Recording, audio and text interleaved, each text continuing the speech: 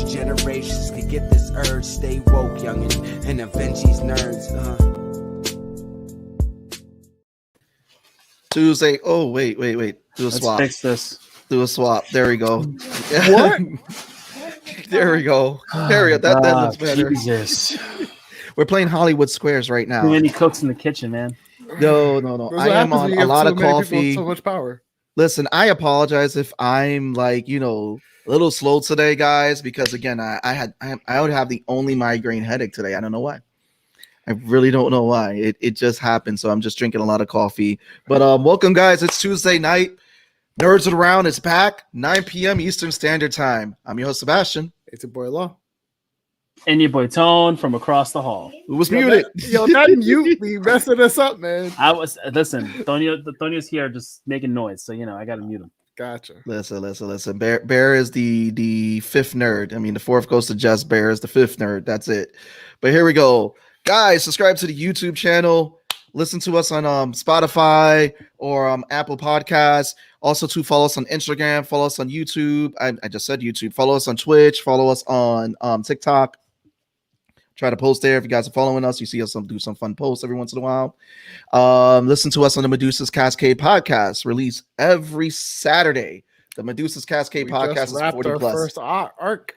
This it's like the last two episodes. So this episode and the next episode that's coming out this Saturday will wrap up this arc, which is a year and change in the making, about a year and a half. No, it's been a fun journey with that, man. And then now we're continuing into the next arc. But yeah, the whole first arc has been that's it. It's a wrap. Like, oh wow. That was a long journey. That's like what, 40 something episodes. For real. It is no Squid Game though, but we'll get into that later. Because right now, last year we started doing lives last year. We had the honor of actually speaking to this crew who went out and did something phenomenal in the year of 2020. They released an anthology series called Panel One from Comic Book School. So we want to give it up to them today for returning, because they are releasing anthology number 2, which is panel 2 for New York City Comic Con. So I want to give it up for D. Alley, Emily Ansell, A. Rubin, and Kris Burgos returning back to the show. The whole takeover. Oh yeah, full house. Welcome to the show, everybody. What's up? What's up, Vero? What's up, guys? Welcome back. Welcome, guys. Again, I want to welcome you guys back. So again, last year we had you guys on. Also, too, for those who want to see it, go to the description. It is there in the description, the link from the last interview. So, guys, so how has been this journey with the new? Well, how's this journey been with the new anthology and all that? I mean, again, coming out of 2020, big high. You guys ran with it with 2021 with this anthology. So, what was some of the great takebacks, and what was just the overall experience with this, man? Want to go first?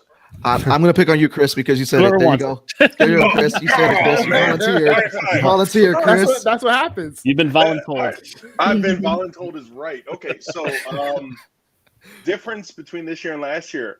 I'm not just a writer on the project. I'm not that guy that's sitting back and, I write and do my comic and I hand it in for these two to edit and add to the anthology. This year, I've actually taken a seat next to them.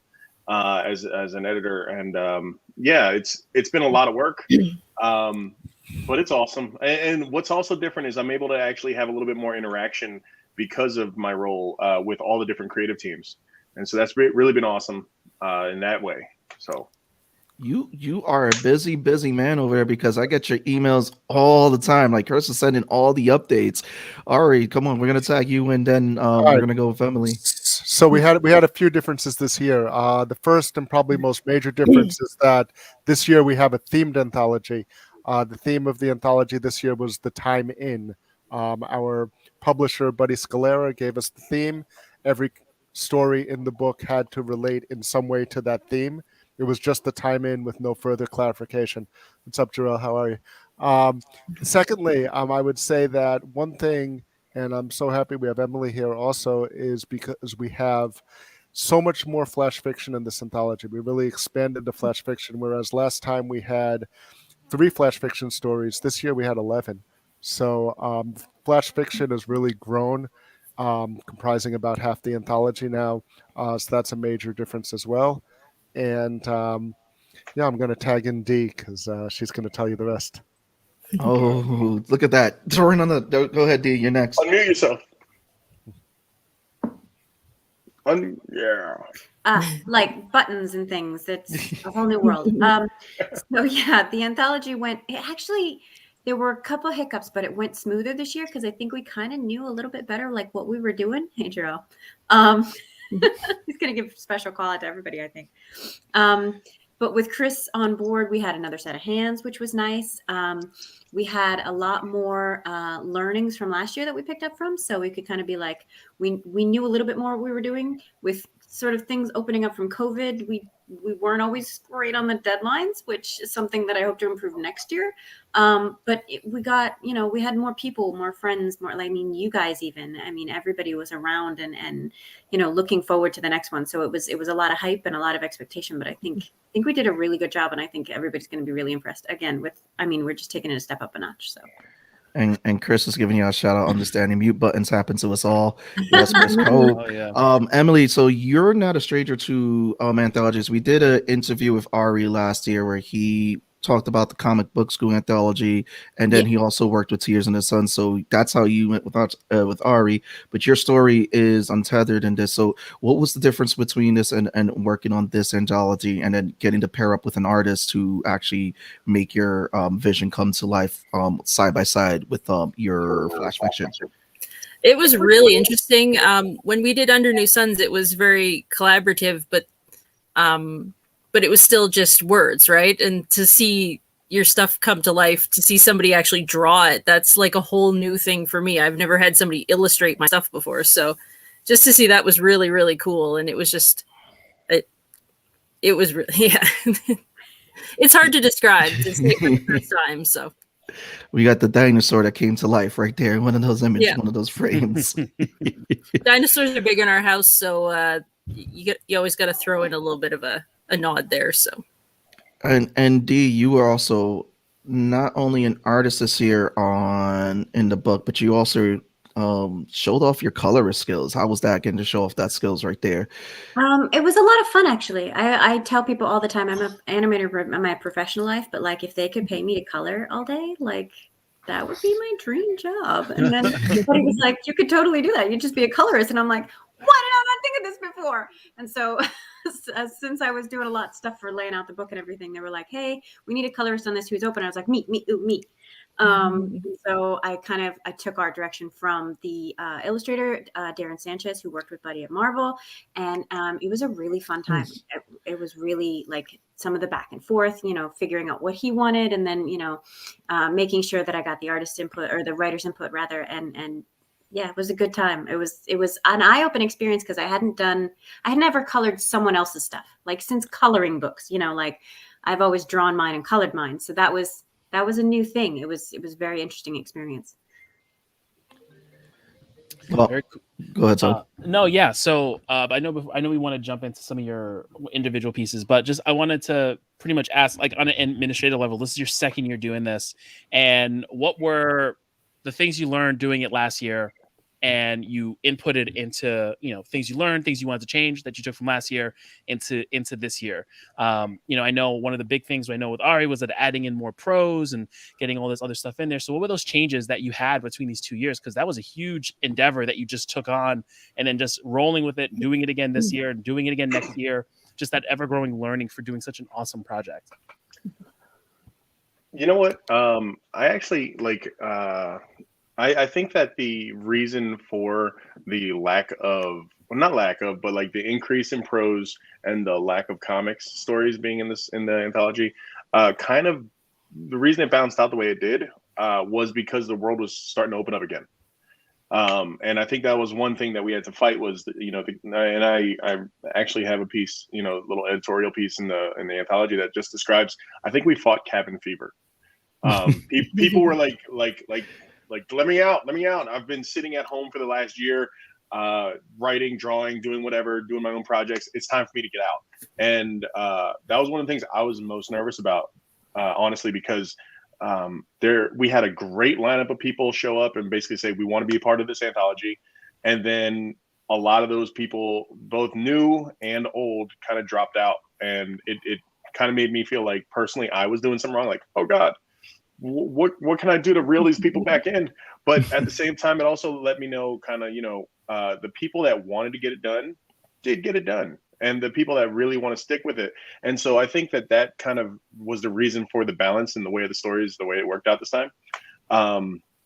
That said, I think that the book overall is a little bit more balanced because of that. Yeah. Because last time it was like a bunch of comics and then these random 4 prose stories.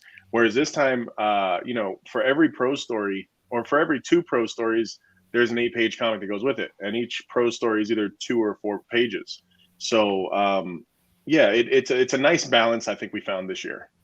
Yeah, what was the decision with doing that too? Because I know from the first anthology, the prose stories were in the back. This time, you guys mixed it up where you got the comic, the prose, the comic, the prose. What was the layout design like to decide to go that route with this anthology series? You're mute, Ari. Ari, you are mute, Ari. I can speak to the layout. Some of the learnings on it were a lot of when we did it the first year.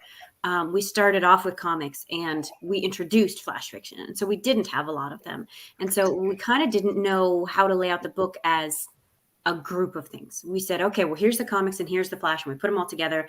And it was a learning experience to think, okay, well, these kind of ended up at the end. They didn't really get sort of the spotlight that they really deserved. And they're good stories, they're good illustrations. And so this year we definitely wanted to mix them in. We didn't want them to look like an afterthought. We didn't want them to be an afterthought.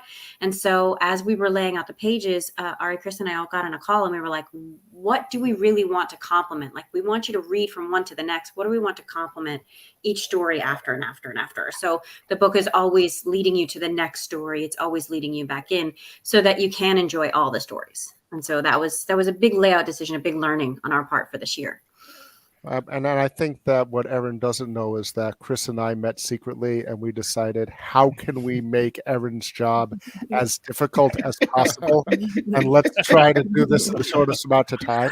So we told her the whole time it was going to be flash fiction, going to be sections like last year. I even wrote the intro that way. And then all of a sudden, like, oh yeah, by the way, we want to. By the way, now that we have all the elements, we're going to make your layout job as hard as possible. Well, thank you for succeeding, Ari. You succeeded in everything you do. That was it. We're keeping it a secret until now, but I'll take a lot of the blame. I'm not gonna lie. I will take a lot of blame. And you know what?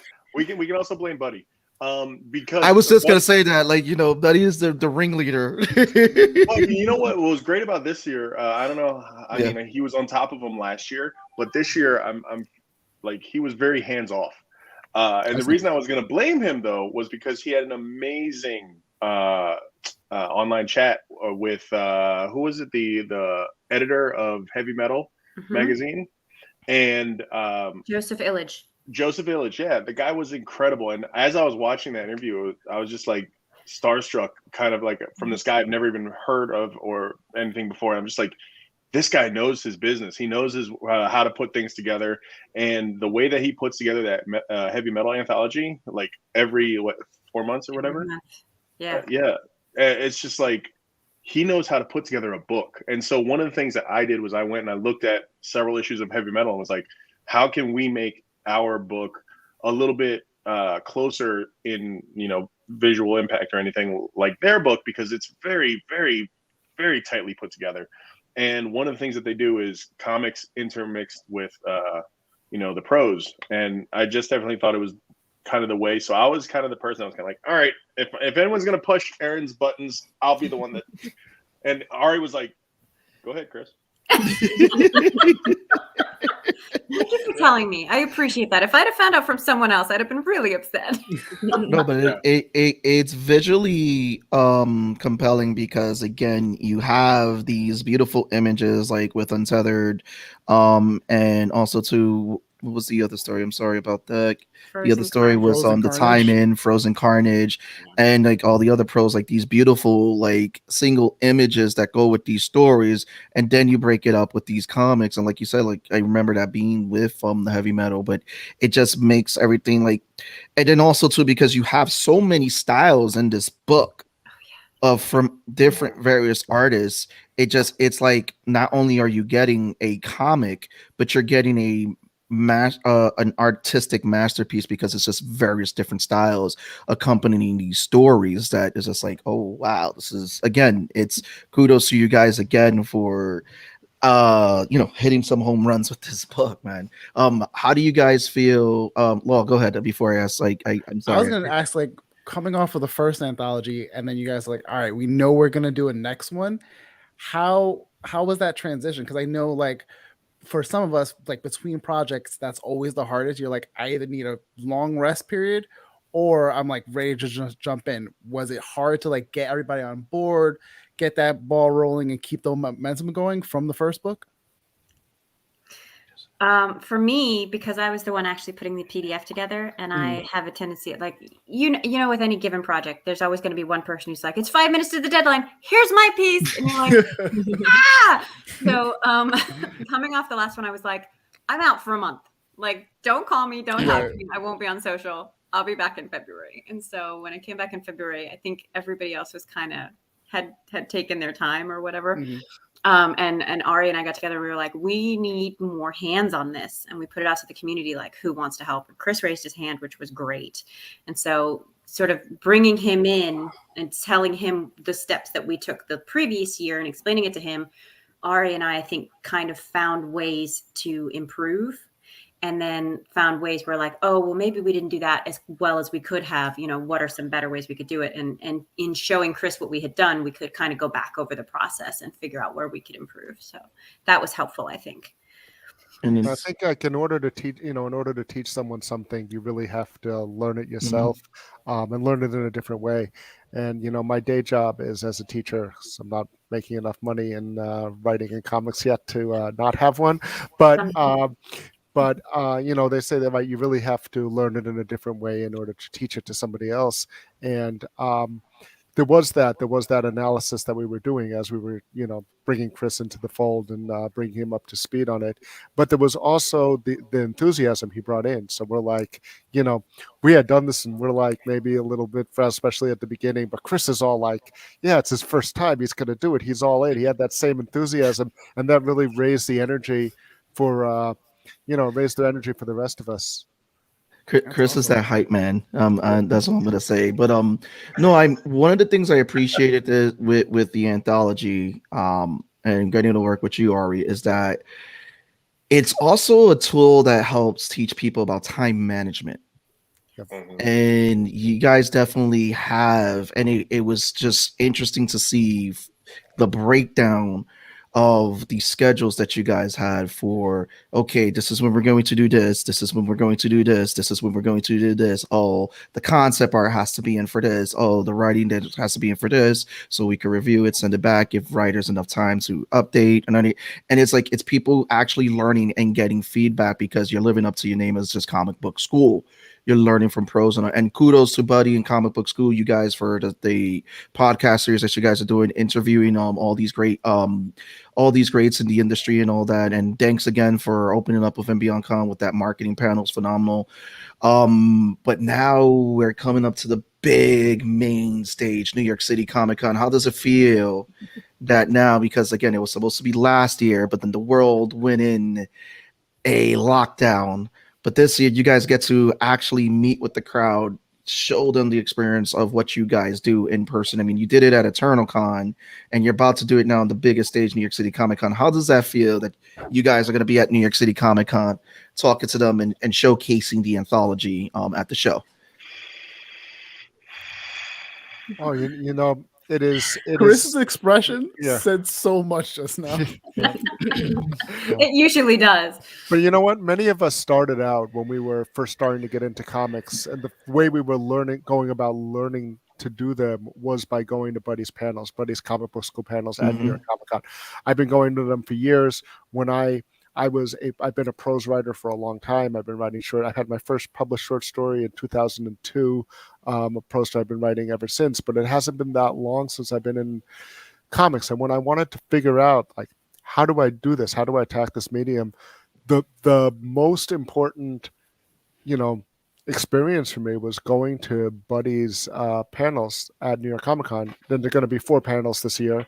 You can see the panels on the Comic Book School website. There's social media panel. There's an editing relationships with editors panel. There's what creators need to know about Hollywood, and there's also the panel 1 panel where we have a writer and an artist discussing making an actual page. But to go from that, from being someone just at the panel, right, not knowing anyone, to being at the comic book school table with our anthology, with the comic book school name being associated with comic book school, it's really a surreal kind of experience. I don't know. Surreal Ari? Yeah, for the surreal Ari, yes. Yes. So, that's pretty cool thing. And, we have the table as well. We're going to be doing portfolio reviews for both writers and artists at the table. A lot of times it's hard to get reviews. It's hard to get reviews, especially for writers. I found that there's a lot more artist reviews than writer reviews, and we're going to be doing both. So, stop by, say hi, and I think the 3 of us are going to be there. Buddy's definitely going to be there. I think Dennis Knight is going to be at our table as well. A lot of you guys know Dennis. Oh yeah, Pronto Comics, and it's just, and to be back at it, it's just always been, it's my hometown show, but it's also like the biggest show. So, New York Comic Con, and we're so happy to be back there. Listen, I'm excited for you guys. So I want to go around the room now and pretty much go over your stories and everything. Give us a brief description of your stories, and Emily, will start with you with Untethered. So please let the fans know a brief description of your story that's in the anthology. Okay, basically, Untethered is a story about a guy, an ordinary guy, and he goes for lunch in a bar, and he becomes untethered. Basically, I don't want to spoil too much, but it does play into the time in theme, and I'm a big fan of multiverses and things like that, and I love to just sort of explore different options, different things. I had likened it to a story that I read a long time ago in an anthology. It was called Dance Band on the Titanic. Oh, my camera's shaking. By Jack L. Chalker. Nobody else seems to know it, but it's really good. And I remember the story Dance Band on the Titanic, and it just sort of really stuck with me because it was the whole idea of multiverses and things overlapping and different outcomes, like little things that change history, right? And it wasn't necessarily in my mind when I wrote it, but it just kind of felt like it afterwards. Somebody, maybe it was Ari, I don't remember, but somebody said it had a very old school feel, my Untethered does. And I really like that. And I think the art does sort of show sort of the old school kind of feel to it. And I'm really proud of it. It came out way better than I was expecting. So it's a killer story. I loved it. It's one of my favorite in the entire anthology. I really love that story. I tend to get really wordy, so limiting myself to 1,000 words can be really tough for me.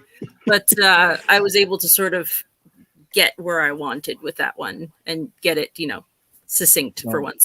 And again, the other thing is another thing about Emily's story. I loved Emily's story too. It's also one of my favorites in the anthology. But another thing was that Emily hooked up with her artist on the comic book school boards, which most people did, and that's the intention of the comic book school message boards. Have you said before you haven't worked with an artist for one of your stories? No, I haven't. Like that? No, and just to be able to, have those networking opportunities and get writers and artists together. That's one of the reasons why we wanted to have this community on the message boards. And you see that people meet each other, and now maybe you work again, maybe you work together again, maybe, but now even if you're going to work with another artist, if you want another artist, you have a whole community of artists who you can talk to. And it's just, Buddy's always been about networking. Everyone knows the Creative Connections panel, which is the panel that the anthology is named after. And I think it's a great example of a story like that happening, in this anthology as well. Well, speaking of artists, Ari, so you have two stories in there. You have There Are No Ghosts Here, Only Memories, and then Mr. Stupendous, which you got to work with a lot of artists on Mr. A lot of them, Stupendous. yes. Which Two of them are on the right call. now. Yeah. Two are in the yes. So I'm very humble. That's it. We're giving D the spot. I'm not, Don't give me the spot. Don't give me the spot. There were so many good artists in there. Like the spot does not go to me. There were much better people in that book than me. So, Mr. Stupendous, you guys both have to stop. You're both stupendous. Mr. Stupendous is my story, my character from the last anthology. I had the day in the life of Mr. Stupendous, which was like kind of an introduction to the character, one day in his life. Superhero spoof. He's the most powerful man in the world, but his problems are all too human. And we kind of followed him in everyday life. This year, Buddy kind of issued me a challenge, and he came up with the idea of the time in, right? And he said, "Why don't you do another story with Mr. Stupendous? Develop the IP, do the property." And then the prompt came out, and I was like, not really the most natural fit for a superhero satire. My other story, There Are No Ghosts Here, Only Memories, kind of like an old school Twilight Zone type of thing. I feel like that feels much more in theme, but I took the challenge because most of the time when Buddy talks, it's a good idea to listen. And so what we came up with, we have a time-traveling villain, Dr. Wen, not like any other doctors you might have heard of who can travel through time at all. I don't know why you would even ask, but he brings the battle goes through both time and space to a bunch of different time periods. And each page is done in the style of comics from that time period. And as much as there were comics, we go to some places where there weren't comics, and then we have other devices to show you. So each page looks different. Because of that, I felt like we needed a team of artists who could, attack the different styles. So D. Alley did the first 2 pages. She did the present day. We start on the same time period, normal Mr. Stupendous story like last year, and then we immediately jump back to the Golden Age, and her Golden Age page is really, really on point. Like you see that first jump. That was one of my favorite pages right there. Cool. You sent me such good references that it was simple to just. That was the most fun. That was the most fun thing writing this comic, was the research of downloading all the samples and getting all of it. I will say that the internet database where I got the Golden Age comics from asked as its "Are you a robot?" question, "What planet are you from?" and they would not accept Krypton as an answer. And I was like, a robot could type Earth, but it's a comic book page. But that's neither here nor there. But we go to the Silver Age. We got Michael Gracia doing the Silver Age panel in Jack Kirby style. We jump to the Far Future anime where we got Sebastian doing the anime page. We go back to the Shakespearean era Renaissance England with Evan Scale, who also did the medieval time period page. Everybody did 2 pages except for Sebastian did 3 when one of the artists had to drop out because 2021 had the same issues as 2020 and things happened. So Sebastian stepped up and did a Rob Liefeld style page that he wasn't planning to do. And awesome. Patches, awesome. Big. So it was really fun. It's kind of an homage to all the old comics that I loved reading growing up, and I hope that a lot of people. Jarrell actually is. See, I wasn't even going to mention it. But Jarrell did design the Dr. Wen. Yes, he did. And everybody else. Excellent. Yes. So everybody is using Jarrell's design in there. So he does have a hand in the story. And it's kind of like, we all grew up reading comics. Maybe we all didn't grow up reading the same comics, but hopefully there's something in there that you remember reading when you were first starting to get into them. And, it's light-hearted. It's there's a lot of dark, heavy stories in this book because, like I said, that sort of kind of fits the theme. So it's kind of a nice sort of that's Kris's specialty. Yeah, definitely.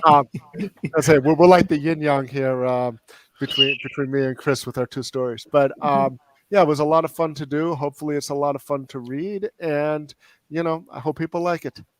It is a fun book. I do want to give a shout out to Joel Jacob Barker for the art on the other story as well.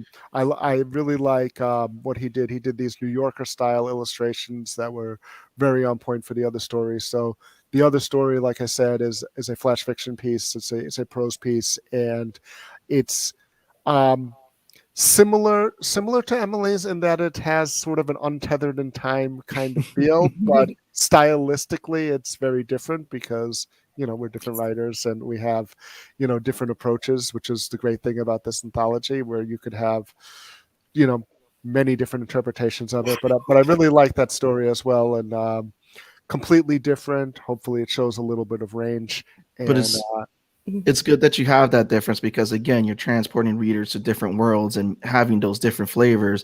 It's kind of like when you get that Starburst, you get it in there, you get into different flavors in the Starburst candy.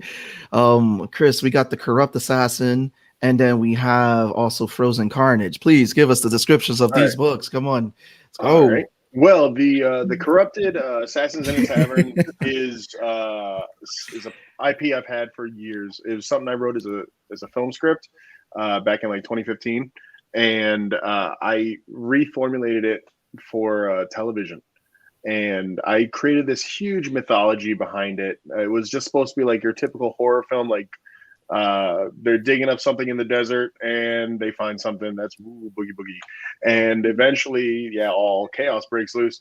And then when I created it for the TV, I put together this entire mythology that brought it from different like time periods, and like the story technically starts at the beginning of the beginning of the Middle Ages, and then like it impacts modern day, because what was hidden in the desert was from back then and all. So anyway, I basically took this opportunity to bring that story back to life in the comic form, and I reached out to an artist that I found online that I was just like, I love your stuff. This guy Roy, and Roy is from the Philippines. He's incredible. His artwork is just, it really made the story come to life, and it's got a cool seriousness to it that like it's supposed to be a dark piece. The entire story is about like two assassins sitting in a tavern debating on how to kill a guy sitting at the bar. And the guy sitting at the bar is just going over research, and he's just getting ready to go to the dig site to go, do his thing. And instead of just like rock, paper, scissoring it and saying, let's kill him by this or whatever, they say, let's find out who this person is, and let's let him decide how he dies. So it was cool to have, like, I guess this is a little bit more maybe thriller for me, and I haven't really done much of that. But I enjoyed writing the dialogue in it and finding like little holes that, like, oh, this character could say this and it could change this character's mind on certain things. And I had a lot of fun with this one. And like I said, the art was just like stellar, really stellar. And I remember, especially for the opening pages, when there's that quick cut from the Middle Ages, you're seeing the Crusades, and this amazing, like, full page kind of splash that Roy drew. It just like had my heart racing when I first saw it. I was like, yes, this is what I wanted. It's epic. So yeah, it was incredible stuff. So that's the Corrupted. And then the other artist I found for my prose story, which is titled Frozen Carnage. He's an artist I found, this guy Jock from Argentina. And like, I've heard nothing but thumbs up and like high fives and everything from him, because his stuff is incredible. Yes. And that story was really fun to write, because I've never done prose before. That was like my challenge. Well, I had two challenges. One was to write prose for the first time, and the second challenge was to find two artists who were both single named, Roy and Jock.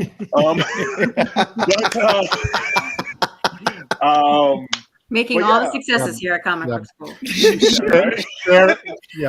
Cher and Madonna were not available. Weren't available to Jaws comic. Well done. Oh man. And Prince has been gone for a while. Yeah, so. He's not with us. He's no longer with us. So it's very sad.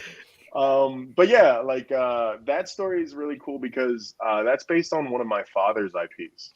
Whoa. Yeah, nice. CF1 is an idea that my dad had, and he's a writer and director. And he one day came up to me and said, "I've got this idea. I need to flesh it out. I need your help." And I helped him build the story around the idea. And I asked for permission to basically use the concept, the idea, and write this prose story with some of the concept. And it works. It works, at least what I hope I wrote and put on the page for readers to read. I think it works, and I hope people enjoy it. It's about a person who is part of a like police squad or something who goes he goes and the entire team shows up at a hotel and they get massacred because something is unleashed in the hotel. And the entire point of view of the story is told from a guy who is frozen because the creature that's there or thing that's there might have affected him. And so everything's going on in his head while he's frozen in space and time. And it was really fun to write, really hard to write. There was some challenges to be like, okay, how do I write this? Because I'm so used to like the back and forth dialogue type stuff that you would see in films or comics or something. So to have internal monologue the entire time and then kind of describe the world of what's going on in this guy's head, it was really fascinating to see how writing changes from one medium to another, and it was a great experience. Dude, all I gotta say is those beautiful images. They were just very they fit the story. They're very Carnage, beautiful Carnage. That's what we're gonna call them. But we're gonna go. But the perspective also helped with like that internal fear factor because you're just like, what is happening right now? Yeah, but well done. But you guys, go ahead, Tom. No, I just want to just to say in general for all the prose that we read from you guys, it was just one of those things that I really enjoyed was that as you're reading it, like more of what's going on is being lifted. Like it's like every line, every word is very dedicated just because you guys have 1,000 words to do it. So like we're learning as you're writing, and then the imagery really works hand in hand with the story. Like I know, like for Ari's, when I read it, when you get to the last room, I'm like, there's something I'm thinking of because each of the rooms have like specific milestones. And the thing that happens in that last room is kind of what I thought, but then you get the image at the end, which like really solidifies what's happening. And I know you have, so I really, really enjoyed that all of the imagery works really well with the story. And it's just another piece of the story. And it's just the visual medium to it. And it's not just a piece of cover art, if you will. It's really like one-to-one that you need both of them to really tell what you're trying to tell. Well done, everybody. Again, I'm glad that you guys came back on Nerds to talk more about the anthology. Again, I want to for everyone that's watching, everyone that's listening, please go see Comic Book School at New York City Comic Con. They're going to be at table I-8 and Artist Alley. They will be there with Buddy, Ari will be there, Kris, Aaron, they'll all be there talking about the anthology. Like Ari said, they're going to be doing some portfolio reviews. If you haven't joined the Comic Book School community, head over to comicbookschool.com because again, it is one of those communities that you definitely want to join when you're looking to learn and network in getting in comics. Are there any plans for an anthology number 3? I guess we're gonna have to. Oh yeah, Kris is already. There you go. Give me a month. There you go. I take. She needs a month. No. Call me in December. We'll wait for Buddy to spill the beans. Yes. I'm sure we will do another one. I mean, we have so much fun doing these, and so many more people will read it and they go, "Oh, I want to do this," and we're like, "Well, come on by. We'll do another one." Like, I think we're going to be doing these for a long, long time. Like, as long as Ari and Kris and everybody is around, I'm willing to put in my 2 cents. I love doing it, and I love talking to everybody about it. So, yeah, give me a month to sleep and recover from building all the pages, and I'm totally there. There you go. There you go. Yeah, there you go. Our fearless leader has spoken. Again, Buddy, and for those who have not met Buddy in person, he is a phenomenal person. Again, cares to educate people and where the comics and all that, and is generally a caring person. And again, I thank Buddy because going to one of his, like Ari already knows, I'll go into Buddy's panels, go into his meeting panels, his connection panels. He will connect you with people, make you go and connect, and it's all about learning to network. There you go. There you go. Yeah, but Buddy's panels are the best. They really are. Like, just like Ari, I had the same experience. Like, but now, yeah. Go ahead, Chris. I'm sorry. Well, no. I mean, he's just one of those, like, Buddy is like, he very informative panels, and at the same time, during especially the Creator Connection, speed dating kind of panel, where if he sees you standing around. Comics. Yeah, speed dating for comics. Yes, he's not setting you up with here we go. For relationships. He's setting you up for a comic book partner. But he is already planning. He's scouting for talent. That's it. This is how it works. And when he's like, he'll see you standing alone. He'd be like, because he memorizes names. He knew my name, and I'm like, oh, you know my name? I feel like I've touched God. But I remember he grabbed me once. It was like, you're not talking to anybody. Boom. Go over there. There's some artists. Yep. And he just like puts them together. It's like, you're a writer. It doesn't matter. You know each other now. And yeah, his experiences or his panels are quite the experience that, like, if you do anything at NYCC and you're trying to be a professional and you're starting off, you can't miss his panels. They're incredible. Because there's really I haven't met anyone who has made it to the extent that Buddy has, writing for Marvel and who's this invested in giving back to the up and coming creators and the people who want it. He's giving all of this for free, both in terms of time and providing a service that you would otherwise have to pay money for. And also, one of the best things you can learn from Buddy is the best networker who I've ever met in not just in comics, but in any professional endeavor that I've been involved with. He is really good at networking, and he will show you, like, a lot of us are introverts. A lot of us don't have the communication skills maybe that Buddy has, at least not in person. A lot of times we like to stay in our little rooms and create, and we might be a little awkward and that kind of thing. Buddy will show you how to do it. He'll help you do it. At the end of the panels, he gives you his action plan. He gave an action plan earlier today on the YouTube channel for how do you have a professional interaction.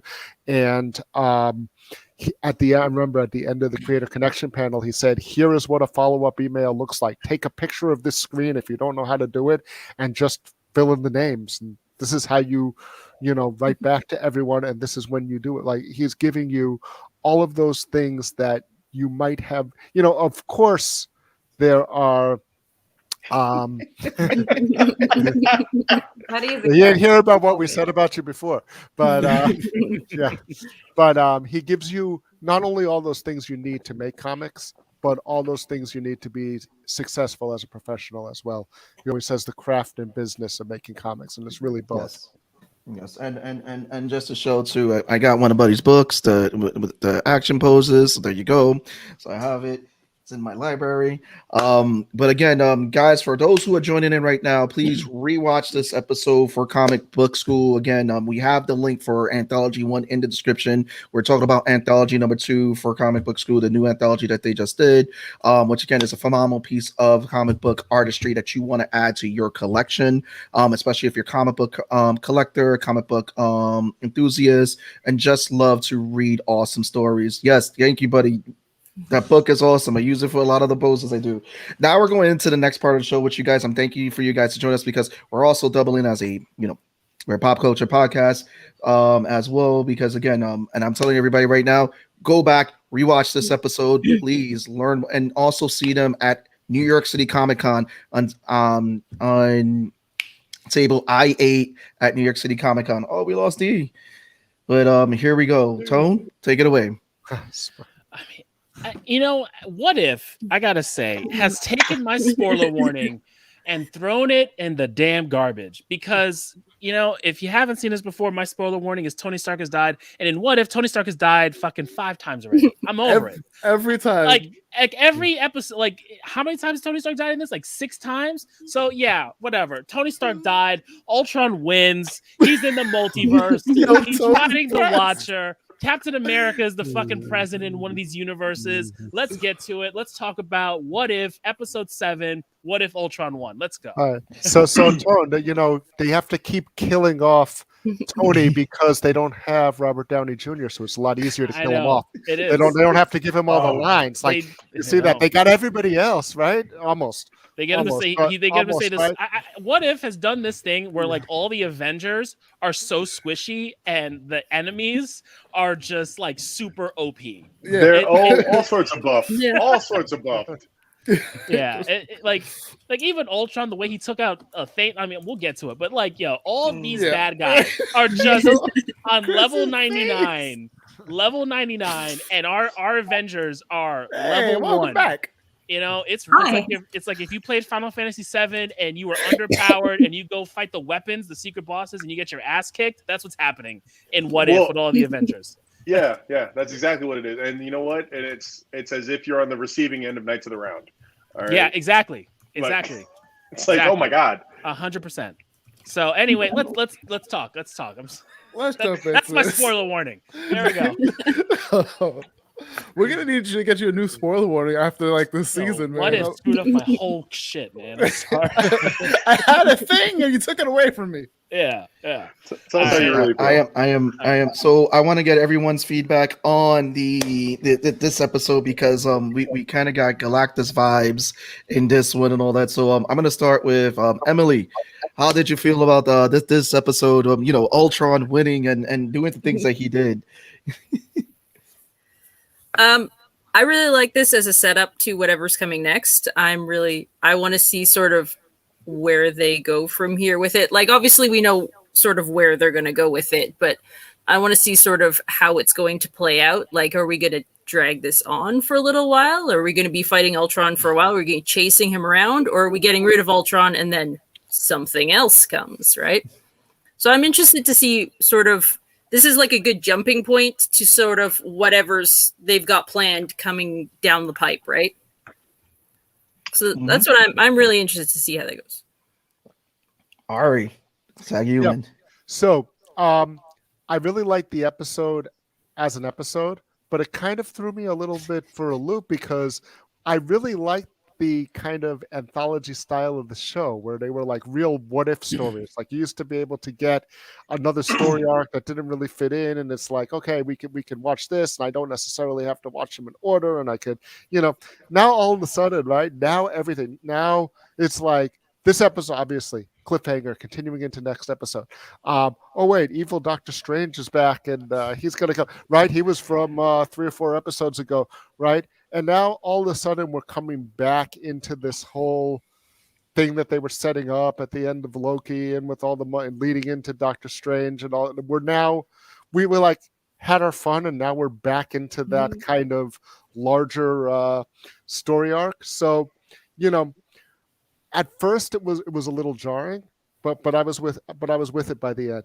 You know, and I love that Galactus like image. That's one of my things. I've been waiting for the coming of Galactus. I like hoping that the Surfer comes in, you know, heralds him. I love those old Fantastic Four comics and whatnot. But I really enjoyed that. But yeah, so at first it was kind of jarring, but I was with it in the end. Hey, you just gave me an idea for the next anthology. I'm gonna throw that to that idea back at Buddy right now. Like the next anthology is just following a series of this dude who's just bouncing around through everyone's stories, and then we have his big story at the final end. It's like, wait, he's been bouncing around everybody's story. Who is this guy? So some guy sits down on the couch like, yep, you know, I'm done. Yeah, Waldo in the corner. That would be fun. That would be really fun. Yeah. So just so that and guess who's coming up with the schedule so that everybody knows what's happening in order to weave in the larger story. Wait. Yeah. Wait. Hold on. Wait, D. Yeah. Yeah.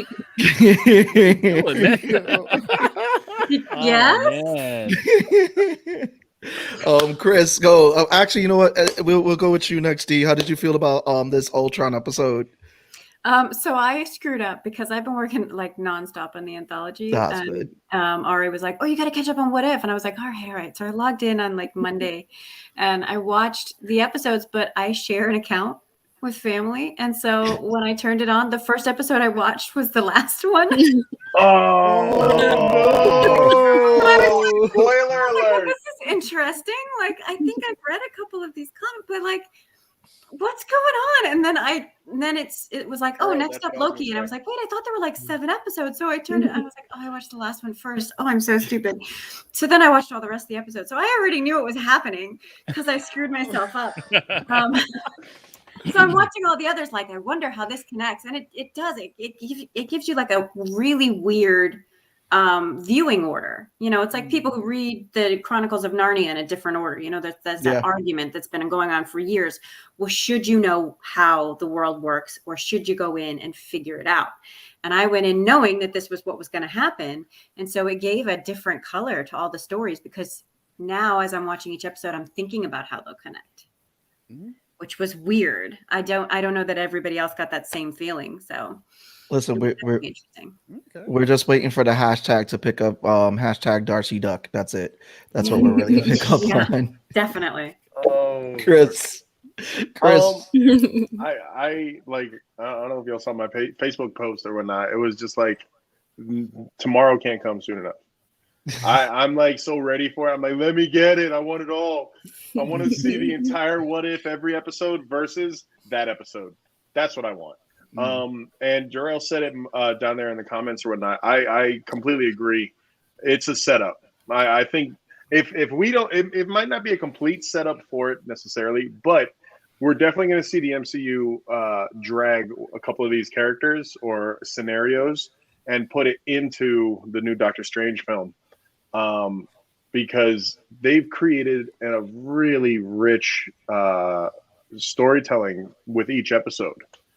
And I really think that like any episode, the fact that they're what ifs is just part of Marvel's brand or whatever, because of the What If comic.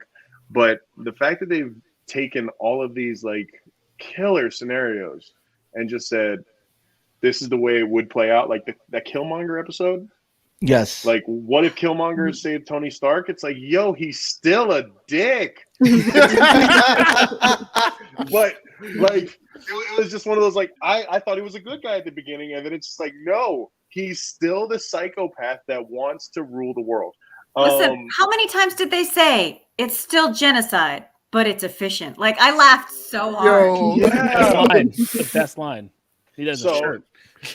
Yeah, it was just like, it now is that with all of them connecting, like I remember watching Agents of S.H.I.E.L.D. and watching an interview about how like when the Thor movie came out and they destroyed all this stuff, like S.H.I.E.L.D. had to be like, oh crap, now we've got to figure out how this fits into our universe. And the writers weren't informed. And then Captain America came out and S.H.I.E.L.D. was like, the TV show was like, we're effed. Like, how are we going to write for this? And so they had to completely rewrite their season. But now everything is so meta. You know, the show connects to the movie, connects to the old comic, connects to the, you know, animated series. And so we're always like, well, does this lead to this? And does this lead to this? And like, we're just constantly thinking about it. It's like the best and worst marketing scheme ever because it'll never be off the yeah, they've perfected DC's, you know, crisis scenario. That's what I think happened. Like Marvel has come, like DC did, in my opinion, they did kind of the multiverse stuff a little bit better, like 20 years ago, 25 years ago or whatnot. But Marvel has figured out a way to trump them with like the creation of MCU, the Ultimate Universe, all that stuff. And it's like, I'm telling you, you put them in a room, the people that will beat Ultron will be Evil Strange and Killmonger. They're going to be the heroes. Yeah, this Killmonger, and then Jarrell says it like he was. This Killmonger was more cerebral. Yeah. Oh yeah. Oh yeah. Yes, Jarrell. Yo, Killmonger. But like, come awesome. on, if Loki can be Crazy smart. an alligator, then you know anybody can have a brain that didn't before. So Yeah. Well, you're tagged. Tag you in, all right, I'll be tagged in. I really enjoyed this episode as like a great appetizer for the next episode.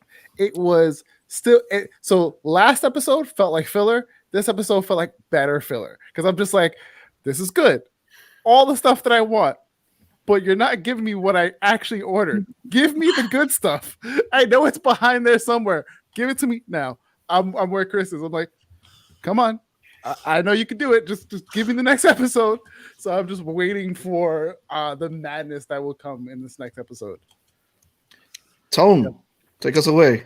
I mean, I was here for Ultron's OP-ness because we were gimped with Ultron in the movie. Like, unfortunately, we just didn't get Age of Ultron. We just got screaming sophisticated James Spader as a robot, which I love, but I really needed like that Ultron, that scariness, that not caring about any sort of life, and which is what we got with this Ultron. It's a shame we didn't get James Spader, but the actor who does the voiceover for Red Skull is the one who took on the role to be this Ultron, and he hits the mark in, because he's just a really good voice actor to do that. So it was cool that they did that, but he was super OP. I was here for it. It was awesome. And it really showed the difference of the severity and difference between Ultron and Thanos. Thanos was like, stones, get rid of half of the universe, and then go to my farm and make some smoothies. He made Thanos.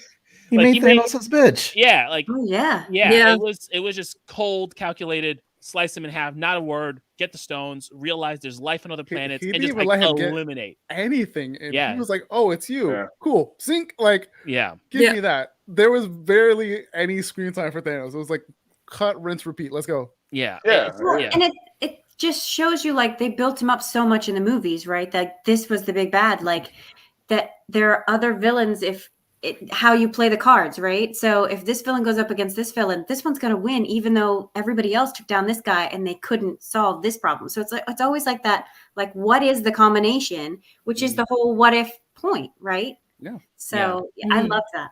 And everybody wanted this Ultron anyway, right? Like after the movie, everyone was so disappointed. Like, oh, this isn't the Ultron that we know. Ultron was so much, he's so much worse of a bad guy than what the people who only saw the movies and they're like, oh, that was the worst one. You don't. Everyone's like, oh, you don't know Ultron. Yeah. Now they know Ultron. Yeah, now you know. Now you have Ultron. You know what? If you didn't know, now you know, right? So, but I think in the comics, he was a screamer built by Hank Pym, where in this one he's more sophisticated. Built by Stark. And what's important too is just you realize how important Vision's body was to his plan. Yes. Go ahead, Kris. Yeah. That's that was that was the thing. Go ahead, Kris. In the comics, it's got a real sense of remember that show Person of Interest? Oh yeah. That was Ultron. Like there was eyes everywhere. It's like they killed one side of the connection or whatever, and you're still being watched. Like ultimate power comes in the world of surveillance, and that's the one thing that they did not give Ultron in that movie was they didn't make him feel as godlike. And I don't think he needs the stones to have that. I don't think he needs to have that. The stones just make it worse. Like it's like the stones turned him into a Capcom character. Like he was Ultron in Marvel Capcom. Like it was ugly. Like, but that one was really ugly. It's what's Ultron Sigma? Yeah, like I do think. Go past. Go collect 200. Let's. But also, I do think it was like weird because the Thanos thing I thought was a little too quick. I was like, all right, so it's one stone against 5. Did Thanos have 5? No. Well, he had. So Thanos had 5 stones, but the thing is, with MCU they nerfed the gauntlet where he has to make a fist. That's how they nerfed him. Right. And then he just he teleported in, and Ultron was like, "Oh, word, zap," and then that was it. Like, because Thanos isn't impenetrable. Like he's swole, and he decided to flex and take off his armor.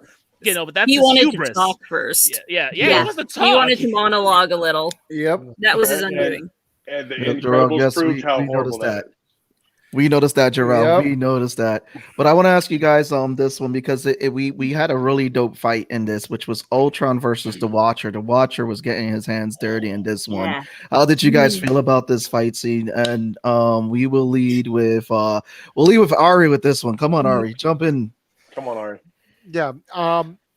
Honestly, I mean, it was a cool fight scene, and I liked how they jumped around and everything, and you could tell that the Watcher's still holding back a little to his detriment, but I wanted to see him hold back, like maybe just a little bit more before he did that. I know this trying to set up this probably Rocky style thing where he's gonna have to come back later, but I wanted, he broke that oath pretty quick. Yeah. When he had the chance, he's like, "Yeah, I swore an oath," and then it's like, "Oh wait, now it wasn't just even like just defending himself, but like he broke that oath really, really fast." And the fight was cool and everything, but I would have liked to have seen a little bit more. He's had this whole, it was cool how he broke he kind of broke character at the end of the last one, because at the end of that whole silly Thor business, that was kind of cool. But I would have liked to see a little bit more development before we got him kind of in action like that. A little bit more struggle. Yeah. Let me tell you about that, Ari. The struggle was in his face the moment he realized, he's like, "Oh wait, you can see me? That's not supposed to happen. What the F?" And that for me was the best part in the whole thing. Like when he's realizing. Yes. His assholes clenched so quick. Yeah. Real quick. Because like when Doctor Strange saw him, he's like, "That's interesting." And then when Ultra said, he was like, "Oh no." No. But Ari, I want to say this because I want to give Mr. Stupendous a shout out, because when I saw that scene and them going through different time periods and all that, I instantly thought of your story. I was like, "Oh, I want to see them animate Ari's story. Let's go." It was like the jump page that you did, the second to last page, the one that you did, was kind of like that. I wanted to see that. But Emily, how did you feel about this fight scene? The Ultron and Watcher taking the gloves off and then just going at it. I thought it was interesting. I almost kind of wanted to see the Watcher do a little bit more, maybe. I'm kind of the opposite. I kind of wanted to see him kind of unleash a little. I understand, why he didn't have a vow and stuff. And when he changed into the armor, that was really cool. And I like to see there is a militant side to this guy. Maybe he will do something, but he did hold back an awful lot. And I want to see how that plays into the next episode, whether or not he's going to get involved or if he's going to be like, "I already did this once. I'm leaving it up to you guys to deal with this," sort of thing. So again, I'm interested to see where they go from here. Chris. Suit up. Like I loved it. I loved it. It was like, first of all, you don't see him do that even in the comics. Like in the comics, I know they allude to the fact that the Watchers as a people were they were all OP in general, and they made the vow to not get involved because of that. And I wanted to see him go even harder, like Emily said, because they do come from extreme power, and I think that him recognizing that Ultron had as much power as he did, to the point where he can even just sense someone that not even is on his plane of existence. That scene where his eyes are like, "Oh crap, what is this?" I'm telling you, that should have been when Uatu just gloves off. Let's do this. Like the gloves off. Let them take the earrings off. Yeah, man. Get the chocolate ready over here. Slap on the Vaseline. Let's do this. Yep. Yo, and I wanted to see him cut loose a little bit more, but I was extremely happy with the fact that he did get his hands dirty. I loved it. I thought the fight scene was incredible. I was not expecting it. I was expecting something a little bit more on the lines of him doing the whole jump universes to try to collect up the other heroes to fight for him. But to see him get down and in full battle armor and everything, I thought it was awesome. It was awesome. It's found a lot with his character. D, how did you feel about this fight? I thought the fight was cool. I'm like everyone else. I'm looking forward to the next one because obviously he was still holding back a little bit. Like, you know, you don't break that vow easily after watching the universe for that long. But what interested me more, and this has got to be the animator in me, was like all the different places they jumped to and how they were affected. Like, I would have loved to better understand, and I don't know that they could have explained it in the episode, in the fight, of like how they were jumping to different places and like where they picked. Because obviously he was trying to run to places where he wouldn't be seen, where he wouldn't interfere, right?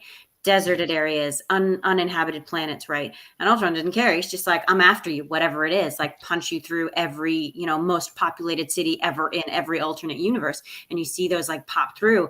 And I just thought, how, like, I just wanted to see the 2 seconds after they popped where everybody's like, what the fuck was that? Like, was that, am I on drugs? What happened? Like, I just one or two of those comedic moments. I was like, I really want to know what happens. Like when they take out the Empire State Building that is now like the galactic center of the universe in this universe. And everybody's like, what just happened?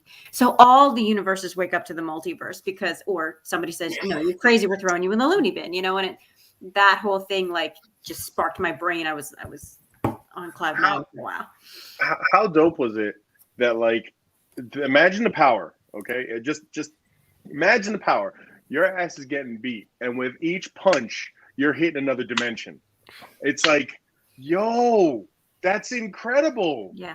I like every punch, boom, new dimension, boom, new dimension. I was like, this animation on this show, really, like Marvel has been. They dominated. I mean, they dominating right now. like that, they've been behind DC for years in the animation department, and with this show, they finally, you know, started showing something. Funny how they like got bought out by an animation company, and suddenly the animation is doing so new things. but you know, I know how it is to be the watcher again and smacked into different dimensions because, you know, when mom would come with that chancla and be like, oh, you're being like wham, there you go, next dimension. You woke up the next morning. That's exactly what I was gonna say. It's literal interpretation. I'm gonna slap you into next week. Yep. Yes. Yep. Couple of love taps, and suddenly you're in an alternate universe. Got beat in the living room, woke up in the next morning in your bed, all tucked in. It's like, how did I get here? wait, a little smarter, you know. Hopefully. But I know how it takes a couple of weeks. Yeah. But let's talk about everyone's favorite scene. I mean, it's just the fact. I 100% agree. DC was always go for the comic book animation. Now Marvel's killing it. Yep, they hired a lot of animators, big animators that have worked on a lot of big projects for this show. Like when you start to look down the list of, and you start to look at everyone's resume, like we're talking about some big 3D animation movies and everything. Like you even got people who worked on Into the Spider-Verse on this. But so awesome. Yeah, there's the best animated film in the world. That was great. That's really well done. Yeah. Even though I've seen it literally about 5,000 times because my 3-year-old son is obsessed with it, like absolutely obsessed with it. It's still that is one of the best comic book adaptations in any medium. Listen, I don't have kids, and I've watched it 3,000 times. So. Yeah. Lo, I want to tag you in for your favorite scene is when he came in and ate the universe like a cookie, Ultron, aka Galactus. So hold on, you guys have to understand that at the end of the Thor episode, when he came out of that little thing, for a quick second, I must have like got way too hyped and then immediately went to chat and like let it went to face black. But I went to chat. I was like, "Did Galactus just show up?" And like they're like, "No, it was Ultron. Like he pulled with you know." And I was like, "Are you sure?" Because I was like, "That looks like Galactus. Like just do this, just cut off the head. Looks like Galactus." Now we get the scene, and everyone was like, "Oh, he looks like Galactus." And I was like, "Did I get something right by accident? Like, what happened?" So I was definitely hyped. I'm here for it. I'm also like curious to see if they do like introduce Galactus. Is this like an alternate like origin for what the multiverse would know as Galactus? Yeah. Putting it out there. But tag in whoever wants to be tagged in with that. I don't know, man. When it comes to Galactus, all I gotta say is do it, you cowards. That's it. Don't just do it. Do it with a giant purple suit. Yeah. Yes. Yeah. I don't want a cloud. I don't want a giant Do it galactic right. cloud. I don't want no galactic hurricane. I want the guy. Galactus. Yes. I We want want the guy. Galactus. I want the limbs. I want the helmet. I want it all. Yo. Can we really do Galactus without the Surfer though, and without the Fantastic Four? No, we got That's what we're doing it without. Listen, like, We did it. Come on, Ari. listen, including all of those. if the Surfer heralding Galactus is not a post-credit scene, I don't know what they're gonna do. According to Sony, you can do Venom without Spider-Man. Yeah. So anything's possible. I'm just kidding. I'm just kidding. Yo, I hated that first movie so bad. I'm not even gonna bother with my second movie. Second movie they said has been doing pretty well because of an end credit scene. All I heard is and I'm that just it's like the same plot, and the only thing that's worth it is the Venom Carnage fight, is what I've heard. Like from And people whose opinions I kind of consider is that the fight between Venom and people's Carnage. opinions I kind of But consider. also like how the hell do you? I know this is off topic. This last thing. You do a Carnage movie that's rated PG-13 makes no sense. No. Zero. Absolutely none. That's why What? I didn't do the first one at time of get rid of it. See, what happened is I heard that they were going to if Disney ever got the rights back, they were going to do a Elsa, Venom crossover, but Kris Burgos had the rights already to the name Frozen Carnage. Wow. I love the plug. There you go. Bringing in the dad. There you go. You want to know what? We are going to actually. I think someone might have already done Elsa with Venom. I'm gonna have to check Rob Power's account and be like, "Yeah, Rob did it. He was doing the mashups with Venom." If he didn't, I'm gonna draw that. I'm like, somebody in his house who was doing a couple mashups with Frozen the other day. So let it go. But Let it go. listen, we'll drop Venom really quick. But essentially, Venom doesn't work the way they Without did Spider-Man. without Spider-Man. I think Well, Mighty Pong was saying something, and I haven't watched them because I still want to see the movie. But like apparently the post-credit scenes are doing something. Yes, Right. the post-credit scene. Apparently with I've already spoiled it for myself because I wanted to read what it was. So I'm sorry. I already know what the post-credit scene is for Venom. Well done, kid. Well done. Hold on. I'm not going to say it, but they said that's the main reason that everybody's been going to go see Venom is just to see that post-credit scene. It's called the internet, folks. That's what I said. I spoiled it for me. I was like, yes, spoiled it because I'm not paying to go see it in the theaters. Yeah. shit, I ain't even go to a theater, so you know they're gonna come out with a third one because it made so much money. And it's like after the first one was trash too. And the fact that they made a second one just because that first one made money, it's just like Sony, just do us the favor. Just give it all. Give it all back to Marvel. All I gotta say is that it's not as bad as Batman versus Superman or the Justice League. No. First of all, I want to just say that Venom had great casting. Yeah. So they can keep the casting. They Let's can keep Tom Hardy. No. You're still on timeout. You're still on timeout. Yeah. So we can keep casting, whatever the case is. They could keep Woody Harrelson as Carnage. Cool. I'm here for it. Everything else, throw it in the trash. Yeah. But going back to this What If episode, yes, because we're leading into now you can come back. You can't put yourself back on time from time out. Okay. I was like, I know I didn't. I just didn't realize you guys had a timeout. Yeah, we all have power. It's just there's an infinity gauntlet up there that you can't see the hand. Someone's just doing this. No, it's all good. It's all good because you know why, guys. I got the button on you right now. You can for $1 help Sebastian stay from going on timeout. I want to put you on timeout for this. I want to put you on timeout for this too. Like, what are you doing? Who's? It's past 10 o'clock. So that's what it is. Somebody, Grandpa. This is I want to touch up on one more thing though, because there's just a lot that we could talk about with this episode. But let's talk about the Final Avengers. It's a makeshift of Black Widow, Cyber Hawkeye, because that's what we're gonna call him, and now Arnim Zola. What did you guys think about the Final Avengers? D, we will start with you. Oh God, I don't know. I mean, I didn't get to read a lot of Avengers comics as a kid, so I'm taking a lot of stuff from other people and like, oh, what is it? And they're like, oh, you got to read this issue, or so I'm constantly catching up.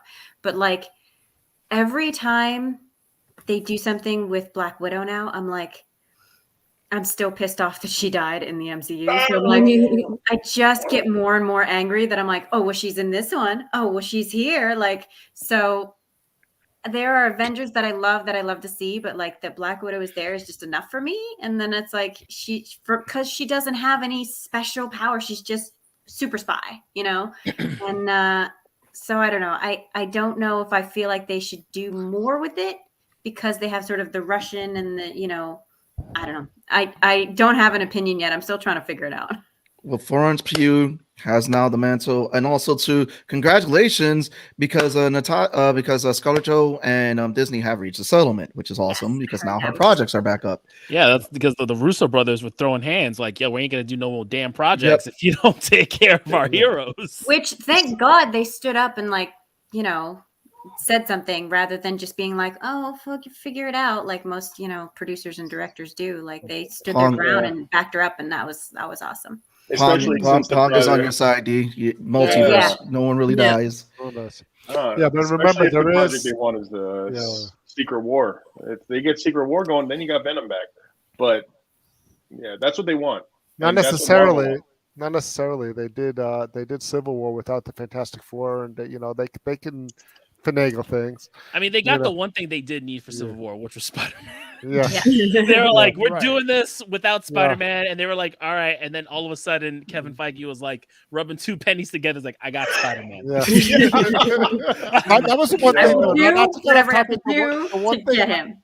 I really missed that family dynamic though from the Civil War, where they Fantastic Four split in two. That was one thing that I really did miss from the comics. You know. Yeah. We may see it again. Who knows? Because we got a bunch of stories that are going to come out. Kris, how did you feel about the Final Avengers? I thought it was awesome. I thought Arnim Zola was done a while back, but the fact that they brought him back, I was just like, I did not expect to see him as like the secret weapon against Ultron. I was just like, yo, that's a really dope idea. It's like he's technically just an AI now.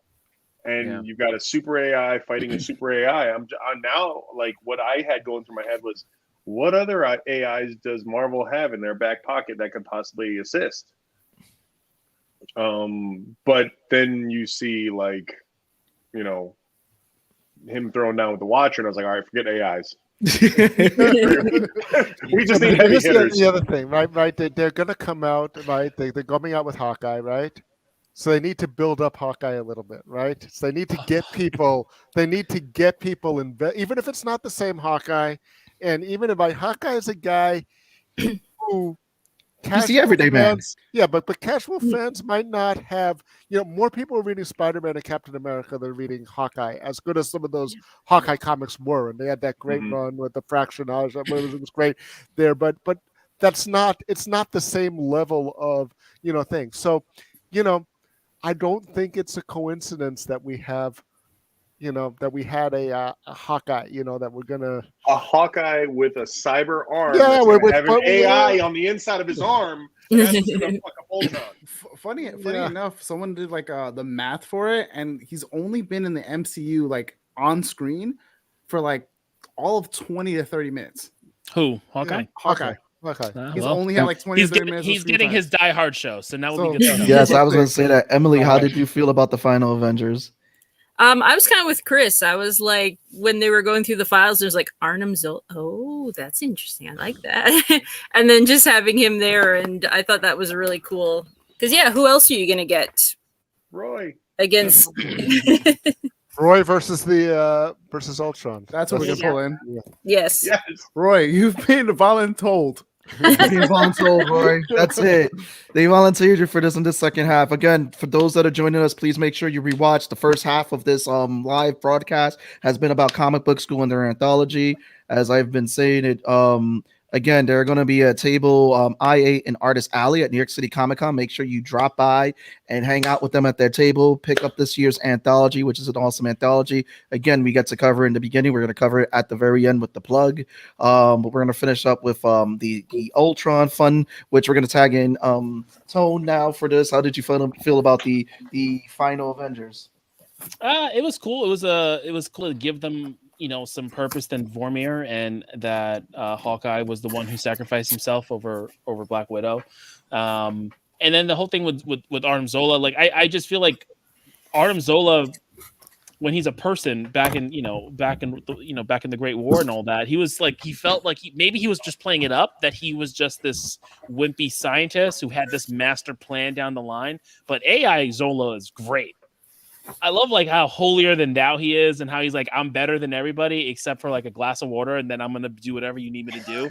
But, like Winter Soldier was like, yeah, we need a ballistic missile that can go underground to kill you, is what did it. And then this one is like water. So I was like, all right, come on, man, what the hell? He's not waterproof. But anyway, I enjoy him, and I think what they're doing with them was cool. We'll see. I think Black Widow comes back tomorrow. I don't know. I hope so. I'm really unsure, but it makes sense for them to be the last Avengers and everything. So it was cool. It was cool to give them more of a send off than in Endgame. Yeah. And she has the Red Guardian shield. Yes, well, that's the other thing. Like, it's kind of a Watchmen vibe, right? Like now we have, Black Widow with the Red Guardian shield, right? It's not the Captain America, right? Everybody's got to work together because now there's this existential threat to everyone. That's the whole the thing, and then all the symbolism of all that. And then Zola too, right? All the people. Bad Dr. Strange was the he was the evil guy in the earlier episode. Now everyone's kind of. We'll see who's really evil and who can be turned around. Everybody who was formerly enemies coming together to fight off the great existential menace to everyone. I thought that with the shield and with Zola and with Black Widow having been a double agent and then switch sides and everything, I got kind of that vibe from it, and a lot of the symbolism in the show was working that way also. Law, take it away. What can be said that hasn't been said? I'm in Tone's faithful spot now, but essentially I was here for it. I was cool to see Hawkeye with his arm, very reminiscent of future Green Arrow in that timeline. So I thought that was pretty cool. Love to see, like, first of all, the opening sequences were pretty dope. Like I gotta hand it to them for that. Zola was not somewhere where my head was going at all until it happened, and I was like, "Oh, that surprisingly works. I'm here for it." Do I know if it's going to play like a major, factor later on? I don't know. Maybe that could be like their Vision 2.0 kind of thing, where like they create an AI out of him with a whole body, that kind of thing. Ooh. Maybe. What we'll if see. Zola becomes Galactus? Ooh. See, that's what I just thought. I was like, then you have the same situation as the Loki thing of like, I'm going to be friends with you now, and then you're going to take over, and I'm effed. So it's like, is that really the AI we want to? Yeah, do we want to be I an enemy know. AI in the AI that's already an enemy? It's like Skynet versus Skynet. The AI of Yeah, my I enemy, know. my friend, or whatever the case is. Yeah, And the winner will be Clint with a glass of water. There you go. that's it. You have Clint, you want to know what? Someone needs to draw that image of Clint Barton and McCready from The Thing, because they both beat their. One was with a glass of water, the other one was with a glass of scotch. Oh, that's it. Yes, the chess set. Yeah, but you guys are also going to be on MLA Entertainment's channel this week as well, talking about the anthology. So me, Tone, and Law are gonna go hang in the back room while you guys plug away your project and the comic book school anthology. You guys ready to go to the back while they plug away? Let's do it. Let's do it. 1, Plug in. 2. Take it away, or you start. No. Chris, you start right now. No, go for it. That's you, man. All right, so we have tag. We have the Comic Book School Anthology, Panel 2, The Time In, coming out free download at New York Comic Con. You can still also get Panel 1 on the Comic Book School site as well for free. You can get both of them, be on the Comic Book School forums. We will be in, as we've been mentioning the whole show, we'll be in New York Comic Con table I-8 and with 4 panels as well in New York Comic Con. As for myself, in addition to the anthology, you could follow me at the Surreal Ari. Right now, I'm doing an Inktober kind of collaboration with Marika Brasiano, where she is illustrating some of my more gothic flash fiction and small poetry. So follow along for that. We're eventually going to collect that into a book and have some posters and things like that. So that's something cool that I have going on right now as well. So at the Surreal Ari, www.aarubin.com, and of course www.comicbookschool.com, create.comicbookschool.com, at Comic Book School for all the Comic Book School information. All right, going down now. Okay. That was a lot of information right there. I was like, yo, you got a lot of websites. Well, Ari already hit the Comic Book School Anthology, so I'm just going to talk about what's going on at Tales Beyond. Tales Beyond is it's got 2 comics out already, Runt and Teddy's. If you haven't gotten them, check out talesbeyond.com. I'm working on a new project with brand new artist Mauri Ordonez called Wizards. That's going to be hopefully up and available at the end of the year. And if you like my horror writing or my crazy dark writing or whatnot, I am putting together an anthology using the stories I've kind of created for the anthology. And I'm going to be dropping a couple of new stories all together into a supersized book. And like I said before, CF1 is the brainchild of my father, and he's actually going to be writing one of the stories in this anthology. So I'm looking forward to that. If you want to follow me, Tales Beyond on Instagram. You can also follow me personally, Kris.Burgos on Instagram. And on Twitter, it's Live Tales Beyond. Cool. Okay, so we covered most of the Comic Book School stuff, but we also do a show every Tuesday night just before this one.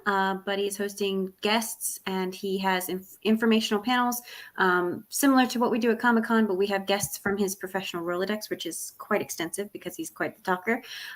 We do lots of stuff, blog posts, newsletters, and all that to learn the business and creation of making comics on Comic Book School. And you can always get the newsletter, which is all the information about all the stuff we're doing.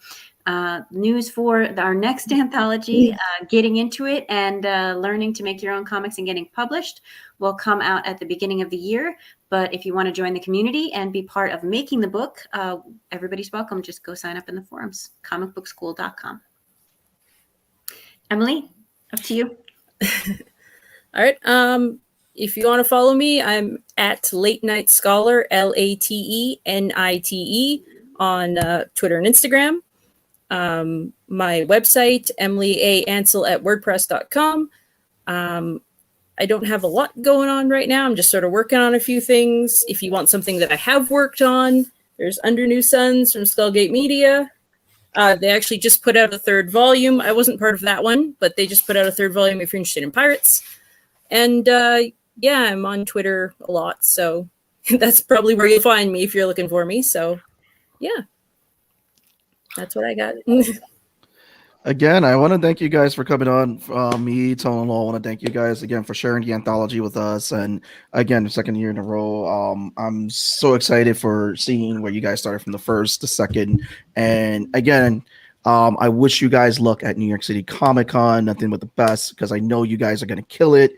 Because again, you guys love all the fans that you guys have and all the connections that you guys make. And been lucky to meet everyone in person and everything like that before we went into lockdown, and to see how much you guys have grown from the time that I've known you guys. Again, kudos with just killing the game right now. And I look forward to hear all the great stories and see all the great pictures from New York City Comic Con this year, and especially with getting the anthology out there to a huge crowd. So I want to thank you guys. But this has been another awesome episode of Nerds Around. It's your boy Sebastian. It's your boy Law. And you play Tone from across the hall. We're gonna hit that Roy. beautiful bean music right now. Let's go. Let's go.